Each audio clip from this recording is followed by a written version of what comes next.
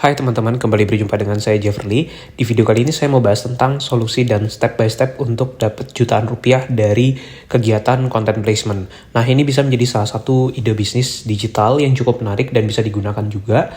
Dan buat kamu yang mau belajar digital marketing, bisa baca buku-buku karya saya. Untuk bukunya bisa dibeli di toko Gramedia terdekat atau bisa cek link di deskripsi video ini ya. Nah, apa itu content placement dan bagaimana mendapatkan uang dari kegiatan tersebut? Jadi content placement ini merupakan satu bentuk digital marketing lah yang dilakukan di mana orang-orang itu bisa menempatkan konten mereka di website kita. Nah, sebagai gantinya kita akan memberikan link menuju website dari klien-klien tadi.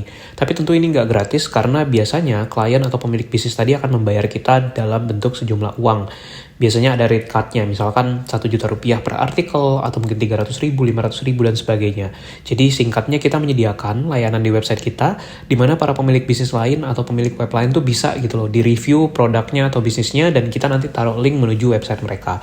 Nah, ini biasanya dilakukan untuk kegiatan optimasi SEO, untuk keperluan memberikan backlink ke website-website lain gitu. Jadi itu gambaran dari content placement.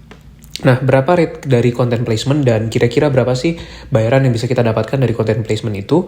Ini tentu tergantung dari rate card dari pemilik website masing-masing. Sebagai contoh, sebagai pemilik web, kamu bisa tentukan rate-nya berapa. Mau 200 ribu per artikel kah? 1 juta, 3 juta, dan sebagainya.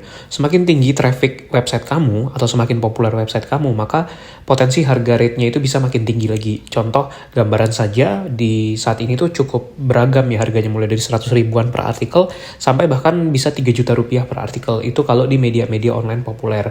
Nah, dulu saya juga melakukan sebagai SEO strategis, dulu banyak bekerja sama juga dengan banyak website untuk keperluan content placement.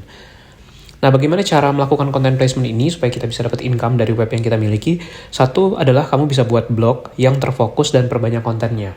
Nah, kalau kamu sudah punya website atau blog, hadirkan konten yang banyak di website kamu supaya trafficnya makin lama makin tinggi dan usahakan untuk fokus di satu tema. Misalkan digital marketing atau mungkin marketing, bisnis, personal finance, dan sebagainya. Jadi dibangun branding terhadap website kamu dan jadikan website itu fokus supaya punya brand yang terkenal, punya nama, dan trafficnya tinggi. Sehingga rate-nya yang kamu bisa jual ke pemasang iklan atau yang mau content placement nanti bisa lebih tinggi.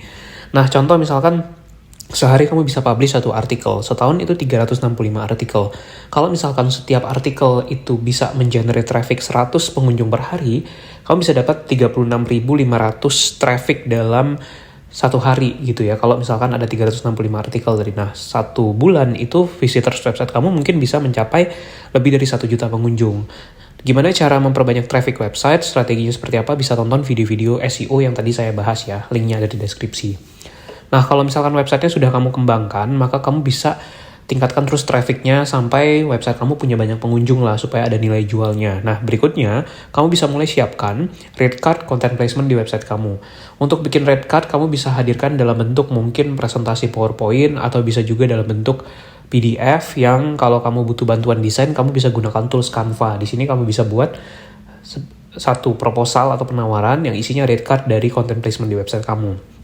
Nah, info rate card tadi bisa kamu taruh di sosial media kamu, di halaman khusus yang ada di website kamu, atau bisa juga kamu sebarkan di berbagai marketplace atau tempat-tempat yang tempat kamu bisa berjualan dan berpromosi.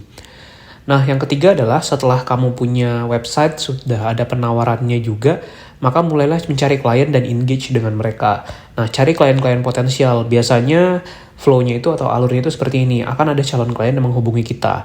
Mereka biasanya akan minta rate card kita dan kemudian akan terjadi proses negosiasi untuk kalau misalkan mereka mau content placement di website kita. Target market paling potensial itu adalah para pelaku digital marketing, khususnya yang bergerak di bidang SEO. Nah, perusahaan-perusahaannya kamu bisa cari seperti perusahaan startup, perusahaan teknologi, atau berbagai bisnis-bisnis lain yang punya aset digital, yang punya website. Nah, itu biasanya mereka membutuhkan tuh untuk content placement. Nah, setelah misalkan nego dan cocok, barulah biasanya akan diberikan brief, dan kamu bisa mengerjakan brief tersebut dan publikasikan kontennya di website kamu tentunya. Biasanya briefnya itu sudah ada hal-hal yang harus dibahas di dalam kontennya, termasuk berapa banyak link yang harus kamu taruh ke website mereka, dan juga keywordnya apa. Nah, itu sudah ada dan kamu bisa kerjakan. Nah, setelah konten dipublikasikan, biasanya baru kamu bisa lakukan penagihan untuk invoicing supaya mereka membayar service yang sudah kamu berikan tadi. Nah, kalau sudah invoicing, tinggal ikuti prosesnya dan nanti kamu akan menerima pembayaran dari klien.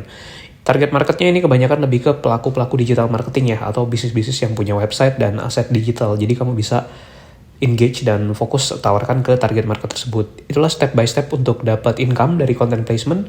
Semoga bermanfaat, selamat mencoba, dan kalau punya pertanyaan silahkan komen di bawah ya.